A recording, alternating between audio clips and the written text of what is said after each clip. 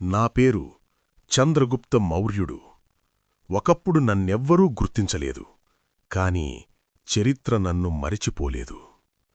నేను రాజవంశంలో పుట్టలేదు, సింహాసనం నాకు వారసత్వంగా రాలేదు, కాని నేను దానిని సాధించాను. నా గురువు చాణక్యుడు నన్ను ఆయుధాలతో కాదు, బుద్ధితో యుద్ధం చేయటం నేర్పించాడు. నా రాజ్యం ఖడ్గంతో కాదు, వ్యూహంతో నిర్మించబడింది.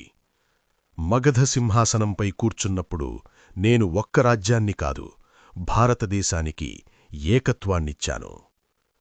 అలెగ్జాండర్ వారసుడు సెల్యూకస్ నికేటర్ నాతో యుద్ధం చేశాడు. యుద్ధం ముగిసినప్పుడు అతనే నాకు 500 ఏనుగులు ఇచ్చి ఒప్పందం చేసుకున్నాడు. అది నా బలం కాదు, నా వ్యూహానికి గెలుపు.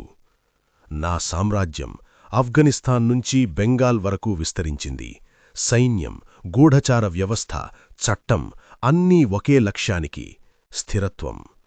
నేను వీరుడిలా అరవలేదు, నేను నాయకుడిలా నటించలేదు, నేను పాలకుడిలా ఆలోచించాను. ఈరోజు నేను బ్రతికి ఉంటే సినిమాలకు కథలు అవసరం ఉండేది కాదు. ఎందుకంటే నా జీవితం చాలు ఒక సామ్రాజ్యాన్ని నిశ్శబ్దంగా కంపింపచేయడానికి. ప్రజలు నన్ను మౌర్య సామ్రాజ్య స్థాపకుడు అని పిలిచారు.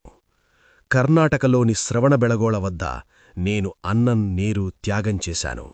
దానిని వారు సల్లేఖణ అంటారు. అది పారిపోవటం కాదు, అది ఆత్మనియంత్రణ. నేను యుద్ధంలో చనిపోలేదు, నేను హత్యకు గురికాలేదు. నేను నా కోరికలను జయించి నిశ్శబ్దంగా చనిపోయాను.